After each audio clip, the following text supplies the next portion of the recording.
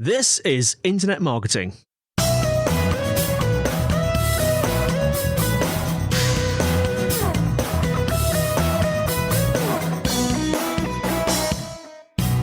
Hello and welcome to the Internet Marketing Podcast brought to you by Site Visibility. I'm here with Sam Watt, CEO of Watt Advertising, and we're going to be discussing how to apply the 80-20 rule to Google Ads management. Welcome to the podcast, Sam. Thank you. No problem. Do you want to take a moment to introduce yourself to our listeners? And as you're doing that, feel free to share any personal marketing goals you might have and the mission that you're on at Watt Advertising. Yeah, absolutely. So the mission that I'm on at Watt Advertising is really to have my team continually immersed in projects that we're all really passionate about. I think marketing is often all about performance. And so at Watt Advertising, my aim is to really build a business that is really fun to work at, and that everyone has a lot of fun at. So that is my main vision for that. I've been working on it for about 3 years or so, and I'm really excited about some of the projects that we have going here. And I want to dive into your history a little bit. So, sure. We were just talking just a moment ago about the fact that you used to have a podcast yourself, and so, but you were noting that you were a little rusty. You haven't been on the microphone for a little while. Yeah, it's been a while. But you were. How long was your previous podcast? I remember, was it around 3 years you were hosting that? Yeah, it was about 3 years ago. I was the co-host for a podcast that was started actually by my brother-in-law, Kylan Ginger, and it was called the Successful Dropout podcast. And does that speak to anything in your history? I want to know a little bit more about. So I was looking through your credentials and how you got started, and I want to know a little bit of the backstory about how you ended up launching Watt Advertising, and in particular getting started. Where did your journey start with Google Ads? Great question. So I have an engineering background by education, so I can make numbers work. And I was doing a lot of software when I was studying for my degree as well. But it was really kind of granular and a bit tedious for me. And so I tried a couple of different businesses before I kind of got started in advertising. And I just took a really short course that kind of covered all the basics, everything from SEO to WordPress creation to a little bit of Google Ads. And I thought, okay, this is something that isn't too cerebral. There's kind of a creative side to it. And I think I can really start to engage with this side of the internet. So I started just doing small projects for people, just some WordPress websites. I got to know SEO a bit, but at a certain point I thought, right, Google Ads is where I really want to be aiming at. I think there's just lots of creativity available there. You can see results pretty quickly, so you know what's working and what's not working. So in terms of the next stage of my career, when I was at that point, I realized, I like that feedback loop. I like being able to know what's going on very quickly. And so I just started doing Google Ads projects, and now I'm here. What year are we talking about roughly? So we're in 2021 now. How long ago was this? So it was, good question. Time is so weird with what's been going on with the coronavirus. The last year seems like several. Yeah. But I think it's been less than 3 years since I just started on the digital marketing track. And probably about 18 months to 2 years that I've been really focused on Google Ads specifically. Okay. As I'm piecing this together, what I'm really interested in is, was there anything from your work pre-Google Ads? So before you got introduced to Google Ads and started to learn, was there anything that you took into learning about Google Ads from your previous careers and experience that has really helped you on your journey in learning Google Ads and that you've applied? Good question. Nothing immediately springs to mind. I think just being able to write sentences with good grammar generally helped a lot, because there's a lot of copywriting involved, of course. And I think kind of having an engineering degree and just being able to understand complex mathematics really did help with just the amount of data you have to tend to sift through. And so just having a quick eye for the data, yeah, that's something that probably really supported my journey into Google Ads.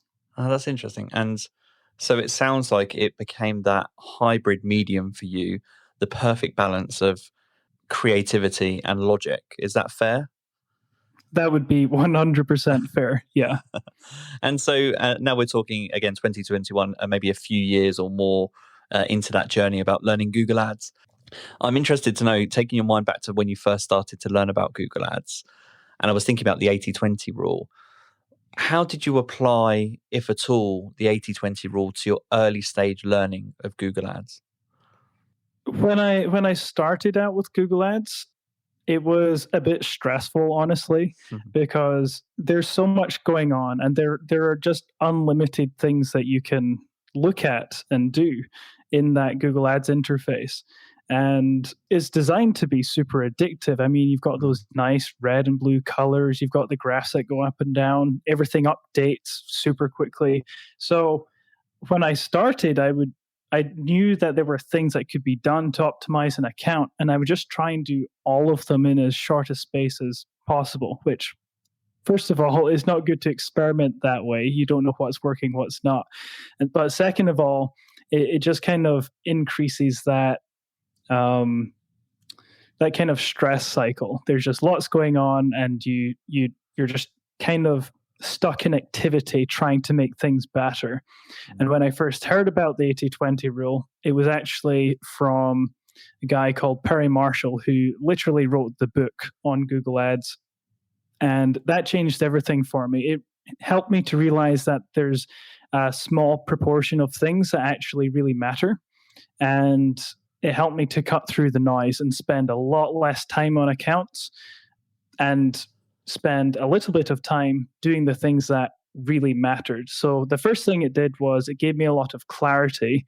It cut down my time, and it helped me to focus on the things that did make a difference. And so I actually started learning faster and more effectively because the things that I was working on were actually moving the dial forward.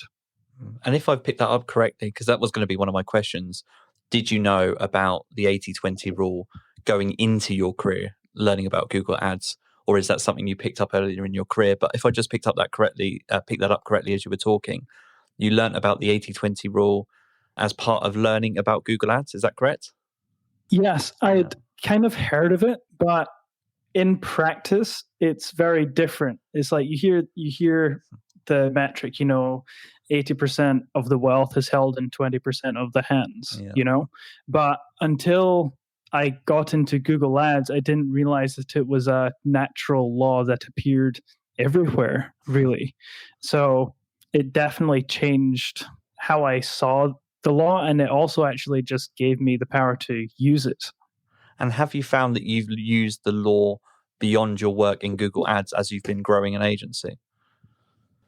I think so. I think generally in time management, it's helped. I really like the one thing principle, where it's like, what's the one thing you can do every day that makes everything else easier or unnecessary?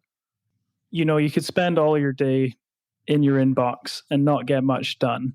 But if you spend, an hour and a half working on your strategy for a Google Ads account, or working on figuring out return on ad spend metrics based on information your clients have given you, those kind of core tasks can push you a lot further than some smaller menial tasks. So where it's really impacted me kind of on a larger scale is how I start my day. Where do I give my attention early on in the day?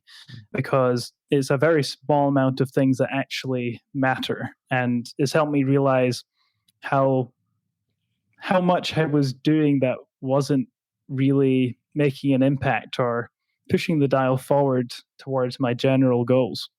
I think you mentioned as you were talking 2 books. There was the book by, was it Perry Marshall? And I don't know the name of that book. So my question to you was going to be, do you have any recommendations to our listeners in respect to the resources that have helped you on the journey about learning about Google Ads? Okay, so I'll start with the Google Ads recommendation. So I'd recommend The Ultimate Guide to Google Ads by Perry Marshall. And there are a few other people that work on it as well. But that comes out with a new edition every 2 to 3 years, just with some of the changes that happen so quickly in the Google Ads world. But that, I would say, would be treat it as the Bible of Google Ads, because it has essentially everything you need to know about Google Ads.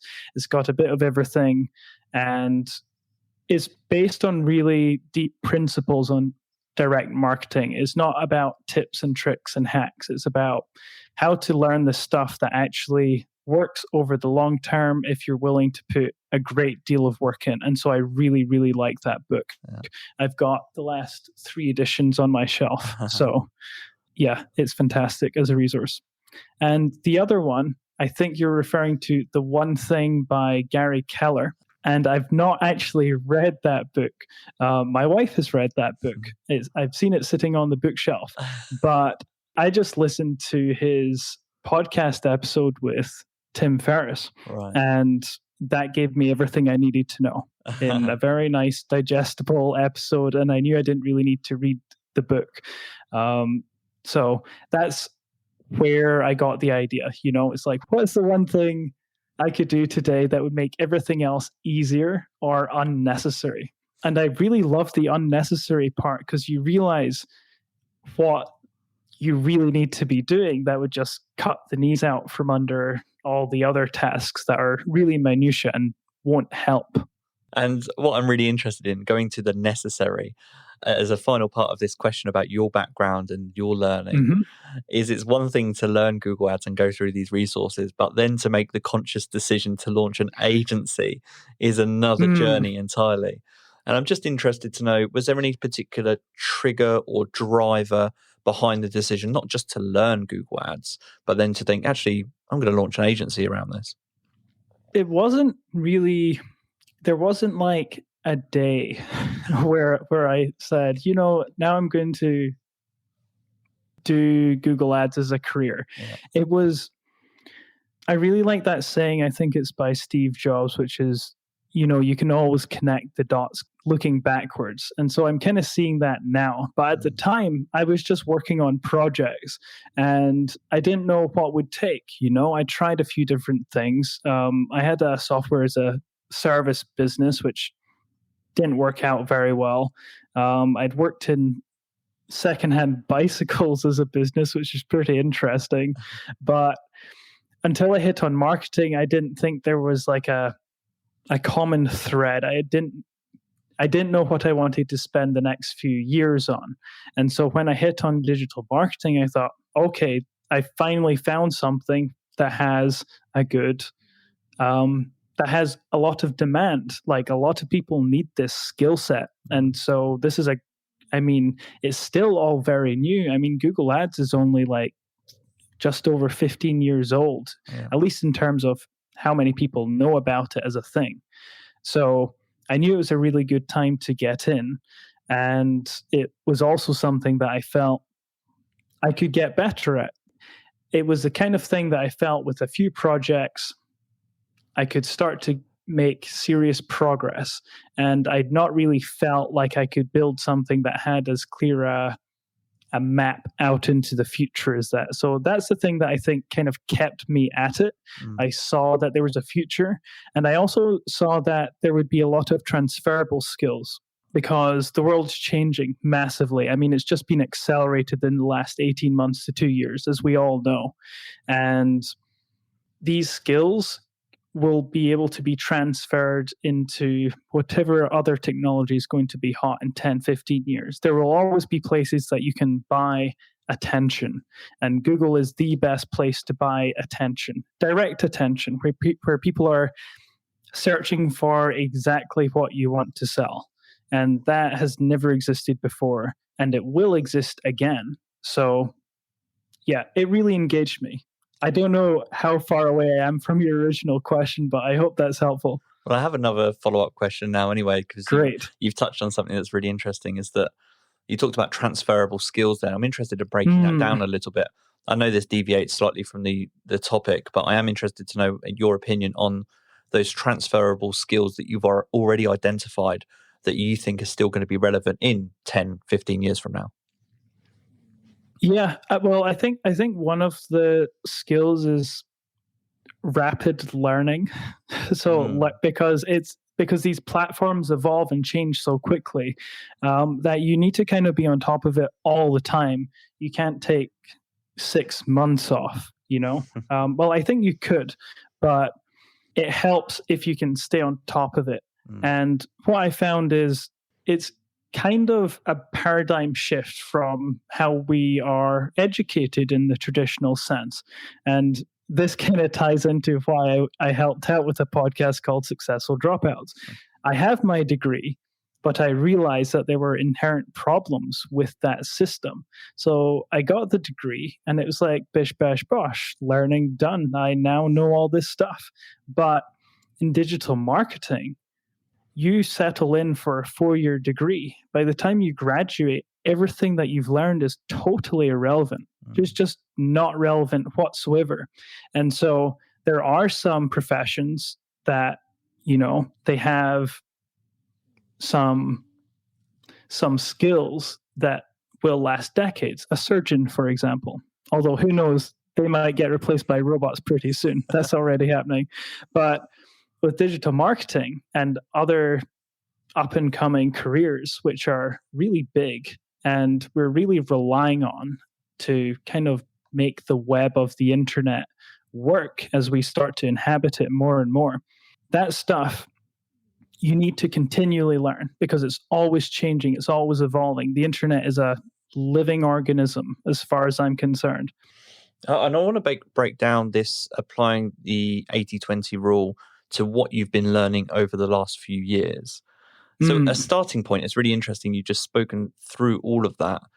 And even though Google Ads is only, and I don't know the actual length of time, but let's say 15, 20 years old, you've been in this space 3-4 years now. And I want to know where you've seen already the signs that people are spending time in areas that really aren't worth their efforts. So you have really fresh eyes in this industry. What have you identified as the commonalities of where people are spending their time for very little reward? I think there are two main areas. The first one I'll address very quickly is, well, I'll say them first. So one thing is kind of running after clients and small requests. The second thing is things that can be automated in terms of AI. So I'll touch on client stuff first. Yeah. The solution to this is really to get better clients. So I'd recommend that first. But it's really necessary to put a limit on the amount of requests that clients have because they don't understand how this stuff works, especially as it moves so quickly. They might have some base knowledge, but a big red flag is if you see them digging into analytics and start worrying about conversion rates from the year before being different from how they were this month, even though they're getting like 300% increase in leads for the same budget, even when you've communicated that stuff to them already. What are the characteristics then for you of the ideal paid media client, the ideal Google Ads client? Oh, this is such a good question because it's something my team and I have been really working on the last few months, and we're getting closer and closer. But I'll tell you what I think it is. Just in terms of our preferences, because everyone's preferences are a bit different, but these are our preferences. And we find when we work with people like this, things are much easier. So we prefer working with clients who are continual learners, who are teachable. So we can let them know how a certain thing works and they really take it on board. We prefer working with people who are always open to growth opportunities. So that often means thinking about Google Ads in a different way than they might have thought about it before. We prefer working with clients who value quality of service and creativity. I've run into clients who have literally said to me, "Oh, we're all about volume." And as soon as I heard those words, I knew the relationship was going to be wrapped up in a few months, because we're not about that. It's not aligned with, the kind of people we want to work with. We prefer working with clients, and this is a really big one. And so I think this is perhaps the most important one. We prefer working with clients who are truthful and that we can really rely on for their honesty. And this is becoming kind of scarce. I think trust is very difficult to come by these days, especially with lockdowns and less social interactions. Is becoming harder to trust people. And so if you just tell the truth as a client, you're going to help agencies out a great deal. And it might seem really simple, but it helps with all areas of the relationship. Beyond just whatever campaigns are running, it just helps the core relationship flourish beautifully. We also prefer working with clients who are patient and place a high value on the journey, because there are some traffic sources that get really, really quick results. And Google Ads can get fairly quick results, but Google Ads is quite a journey, because you have to test a lot of things to start figuring out what works and what doesn't work. And if we've even found the right keywords that hits on their target client at all. So those are some things that are really, really important to us when we're working with people. And if we find people who do meet that criteria, it's usually an absolute pleasure, and we have no issues whatsoever. That's really interesting. As you're talking that through, I visualize it and go back to something that you said earlier about you and your career and wanting to be part of the living organism that is the internet. And I actually think that when you're looking for clients, so again, everything that you've just spoken about resonates with me, because I've experienced similar things and we search for similar things in clients. But really, you have to have clients that want to be part of that organism. If you 100%. Yeah, if you're looking for clients and they're looking at that organism, that living, breathing thing, and they don't really want to be part of it, it's not really going to work out. Yeah, they have to come along with you for the journey and be excited by that, I think. The other thing that stood out to me there, and a question for you, was trust. Is there anything that you can speak to that you see as the root issue of trust in marketing? In your experience, is that getting better or worse over time? Wonderful question. Well, I think one of the most challenging issues is reporting, because people don't know what's working and what's not. And on the one hand, you've never been able to show a return on investment more accurately with online advertising. I mean, with a billboard, who knows how many, you know roughly how many people drove by, but the people were probably looking at online ads on their phones when they're driving by the billboard. Yeah. So you can measure things online better than you've ever been able to, but the new problem is attribution, and no one's doing it super well. There are services which help with attribution, and just in case anyone doesn't know, attribution is where, say you've got a customer journey where someone sees a Facebook ad for a service, and then they go away and they think about it, and then they come back to Google and then they type the company name in, and then a branded keyword campaign pops up an ad for the brand. And then attribution would say, okay, well, some of this conversion, if it leads to a sale, that is due to the Facebook ad, and some of it's due to that Google ad, that last touch point, which really kind of sealed the deal. And so no one's really sure how to, there's just bias. Like whichever way you look at it, there is bias inherently, whichever way you look at it. And no one's found out a really good way of doing this. And I've had clients that get really frustrated because, there are Facebook ads running, there are Google ads running that we're managing, and we might be using some sort of attribution software, but it's never really that accurate and is very difficult to get the whole picture. So I think that's one of the biggest things eroding trust is people don't know which traffic sources are getting them the most results. I think as long as you know roughly, it can help. But a lot of people, especially clients who aren't marketing minded and are really relying on their marketers to provide them these metrics, it gets very, very difficult. And with, of course, iOS 14 and everything that went along with that, all the different platforms from Apple, Facebook, Google, everyone's kind of like taking their own system and making it an island.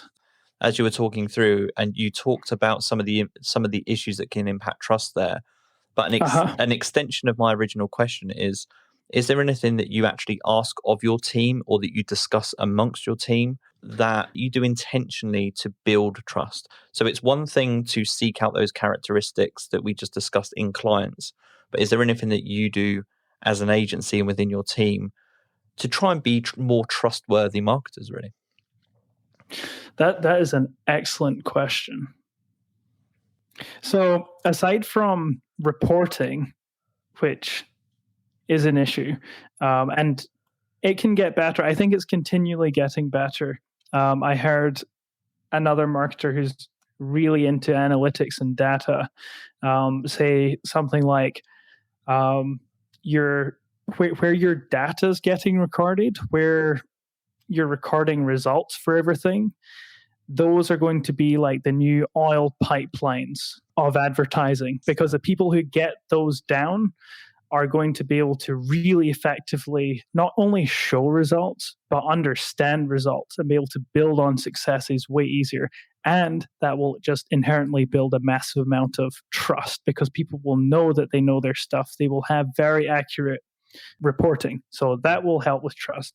Another thing with trust is just kind of appearing in front of people a bit more. And that's different digitally. It's really, really different. So we've been really challenged to use a lot more video. And at first I thought, okay, we just need like some more small videos like on our website so people know our stuff a bit more. And we are working on that. But another area is we kind of dived into TikTok, which is kind of a weird move for people so focused on Google Ads. But I thought, okay, TikTok's here to stay. This is going to be a long-term play. But if people want to see us and like kind of just understand who we are as people, then they might as well have some short videos. So our team's been producing these wonderful videos. They're very funny. They're also helpful. And the beautiful thing about it is within a few minutes of someone going through our TikTok, they can get a real feel for us. They can start to build that relationship. That trust can start to be generated. And I've not really seen too much of it because TikTok's kind of around individuals right now. And I know this is a bit of a sideways move, but I'm pretty fascinated about TikTok. How I'm looking at TikTok right now is YouTube used to just be silly cat videos, and now it's a library of some of the most valuable information that we have as a species collectively on one platform. And TikTok, I don't think will be exactly that, but TikTok is still so young that I think it's going to turn into something very powerful, and especially for businesses in just showing people who you are, that you're a real human. I see a lot of agencies that have really generic websites and landing pages, and you've got the cute little like animations and stuff and the little drawings, but people want to see people. That's how people build trust. That's how people connect. And so I was kind of inspired with another agency that we're partnered with on a few projects, and they've got their team like just out in a field smiling, and I just love it, and people love it too. And that's one of the biggest reasons that they work with this other agency. And so I moved photos of our team like right to the top of our website so people know we're not just another agency, we're a group of people, and we're going to really care about your project. So that's one thing that we've been doing, just like trying to show ourselves a bit more and show that we're real people. And it might seem silly and small, but I think it's going to be one of the biggest things going forward. Trust is becoming this extremely valuable currency. And I think it's still kind of undervalued right now. And a lot of people don't realize how much demand there is for trust. There's some great ideas and great tips for listeners there if you're a paid media marketer about how to really do your part in instilling trust in the industry and build up those relationships with clients. I haven't actually seen your TikTok channel as part of the research for this podcast, so I'm totally going to check that out, and I'll link to that in the show notes for any listeners that are interested too. Very curious to see yeah, I think you might find some good ideas in there. I'm amazed. The thing is, like, most of the genius in there is nothing to do with me. It's all my team. They're outstanding. They just took it and they ran with it, and I love it so much. I think anyone who looks at that stuff is going to have a good time. And actually, naturally bring it back to the topic of the 80-20 rule. One of my questions for you is, I wanted to know from you what you ask of your team or your paid media marketers about how they split their time. What do you require of your team when it comes to the 80-20 rule? Where do you like them to spend 80% of their time, for example? So that's something that I'm trying to give them a bit more autonomy over. We're still a pretty young company, and we're a lean team of 4, so it's not like I'm managing enormous amounts of people. But I've kind of led the way there in terms of, well, let's talk specifically Google Ads management, just to kind of bring it into a manageable frame here. So when I plan out management for the upcoming month and weeks for Google Ads, we have this spreadsheet, and I call it the optimization log, and it just keeps us in sync with our project management systems. And we have a bunch of different tasks, and optimization, you're adding something, you're removing something, or you're changing something, and there are a few different categories that can fall into. And so I mapped this all out in this spreadsheet, and then I've got this column, and it's the one thing column, really, which really shows the most important task that needs to be done on that account on any given week to move the dial forward. And it stops us drowning in client requests. It stops us focusing on the minutiae, the small things that we don't want to focus on. And it makes sure that at least that even if we get distracted and something crazy happens in the week and we don't manage to do most of the work we thought we were going to do, that doesn't really happen. But in case it ever did, I always know that the one really important thing in the strategy for that week gets done for each account. And a very similar question that I want to ask you, but related to the 80-20 rule applied to budget. So something I remember reading a long time ago, and I forget where I read it. So apologies if you're out there and you do listen to this and it was you've written this in a book. But I was reading a Google Ads book, I think it was, or a paid media book at one point. And there was a very simple idea in there of the idea that you should use 80% of your budget for your business as usual activities, but always reserve 20% of your budget for experimental activities in paid media. So that just as an example, actually, so that you can learn about TikTok. Maybe you run maybe your core business is Google Ads, but you have 20% of your budget reserved for TikTok or 20% for a new and emerging platform. And that makes a lot of sense to me. But in my experience, I have always found that difficult to put into place in practice. And I'm not really too sure why as I'm speaking out loud. So I'm just interested to get your experience and your view on how to apply the 80-20 rule to budget. So in terms of budget, we're pretty focused on Google Ads. But if you say you have multiple traffic sources that you're paying for, one of them will be just massively more successful than the others. And it might not be strictly 80-20, but you'll find that there's one core effort you should be focused on. So you can just review that, and maybe you need to change some things and find out where you can be reporting better so you can find out which of your traffic sources are, the most effective or not. But if I get more specific into Google Ads again, a really simple way to look at things is you can see where your conversions are coming in if you've got your conversions set up correctly. And you can see where your budget is going. And so you can sort this in a variety of ways, but one of the big ones that we do is we just see which keywords are getting the most traffic, and often that's where the most budget is going. In terms of budget, you can see, okay, so there'll be one or two keywords that are using up depending on how big the account is, but often it's a really small amount. It's like often less than 5 keywords are using up 80% of your budget. And most of those will be getting a load of conversions, but there might be one or two in there that are getting loads of traffic, but aren't turning into results. And so you might want to stem the bleeding there just by seeing where that traffic is going into paying for those keywords. So that's the first place I would look. I would sort things by keyword in terms of where the budget's going and see, okay, where is most of that budget going that isn't actually working and isn't actually contributing to our goals? And I'd like to close out the episode by applying the 80-20 rule to a manual versus automated approach. So I've discussed automation and AI, and in particular Google Ads and all of its smart features on this podcast quite heavily in the past. So any long-term listeners will have maybe heard me have these conversations before.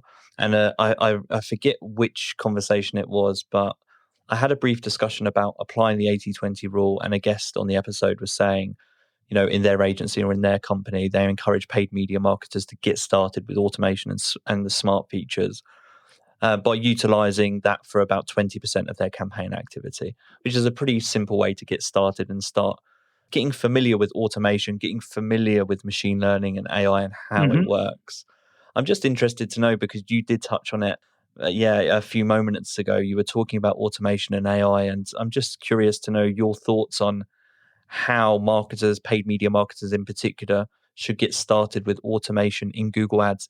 So this is not something I came up with myself, but I heard, who was it from? I think it might have been, I know who it was. It was Mike Rhodes, who runs the number one Google Ads agency in Australia. Yep. And I've done some group coaching with him in the past, and he's excellent. He knows his stuff really well. And he said that there are 3 things that AI will not be able to do. And those things are relationships, strategy, and creativity. And so I really took that on board. Relationships, of course, as any business owner knows, you need to be at least somewhat good at relationships to keep your business rolling and out in the world. And strategy is a big one, which I took on board because things can change a lot very quickly in the world of automation, but you still need to figure out which way to point the AI. If, regardless of what you're doing, whether you're heavily automated or not, there will be some degree of automation. So you need to point it in one direction or the other. And to kind of put it into 80-20 perspective, I'm trying to spend a lot more time on strategy than I am in accounts. So that helps us a lot, so that our time that we do spend in accounts is more concise, is more efficient, and it just pushes the dial forward a lot more powerfully with that thought that's being put into it. And then the third one, creativity. I used to write loads of our clients' copy, but one of our team members, John, he's just an absolute wizard at copy, and he's extremely creative. So that's where I like him to spend a lot of his time, because it's really in his strengths. So you can spend a lot of time analyzing data, and there are people who are good at that, but the machine does a lot of that work for us now. So those are the 3 things that we're really trying to focus on a lot more, because AI will replace more and more of the rest of stuff. But a really simple experiment that I would run in Google Ads is with the automated bidding strategies you have available to you. So you might start manual just to figure out what's going on, with different keywords you're advertising for. And the next logical progression is maximize conversions once you've got your conversion actions set up all beautifully. And that should just get you quite a few conversions.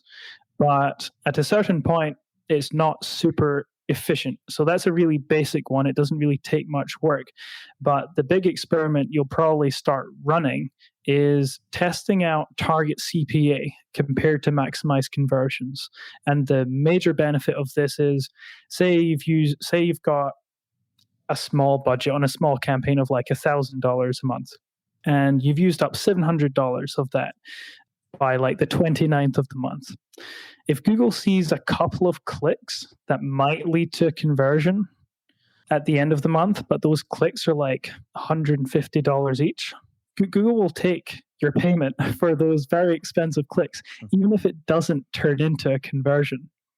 You have a lot more control with target CPA because you say to Google, I don't want to spend really much or really any more than this amount for an acquisition, a conversion, that is.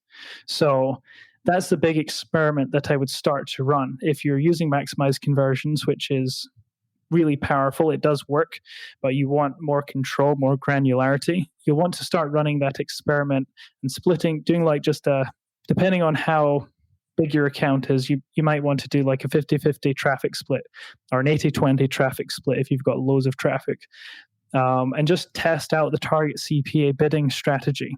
And you can have everything else in your campaign stay completely the same and just swap out the automated bidding strategy. And you can find that in drafts and experiments in your Google Ads interface. So that's a good place to start experimenting, leaning into the machine a bit more. And I hope that helps. And Sam, as you were talking, and it always brings a smile to my face when podcasts come full circle, because to close out this episode, one final thought from me here is you were talking there about advice from Mike Rhodes. And I think you said that, AI machines cannot replace strategy, relationship, and creativity. And it's funny because going back to one of my first questions to you, it was about transferable skills in the future and what will still be relevant in 10 years' time. Well, actually, I think it's great advice is that, if as a marketer, whether you're a paid media marketer or just marketer in general, if you focus on those three areas of relationship, strategy, and creativity, you're pretty much guaranteeing transferable skills that you can apply to your career in 10, 15 years' time. Those things are always going to be in demand. So I just thought that was a nice way to tie up the episode and a great piece of advice that you shared at the end there. Absolutely. Yeah, I agree completely with that. At the end of the day, these Google ads, Facebook ads, whatever you want to use, these are all tools. But business is about building solutions. So whatever tools we have, we want to be able to be in mindsets where we're building solutions, we're building strategies, we're working with people to make the world a better place. So whatever your tool is, make sure you use it wisely. Especially if it's TikTok. And I'm going to check out TikTok and have fun Especially if it's TikTok, because your life can just disappear if you spend too much of your time there. Perfect. Sam, before I let you go, do you want to let our listeners know where they can find out more about you and what advertising? Absolutely. So the best place is probably be LinkedIn and TikTok. So you can find me under my name, Sam Watt, on LinkedIn. And on TikTok, you can find Watt Advertising's TikTok. It's just Watt Advertising. That's WATT Advertising. And if you want, you can also check out our website. That's wattadvertising, spelled the same way, .com. Wonderful. Sam, I'll just say thanks again for your time this evening. And this has been the Internet Marketing Podcast. Take care.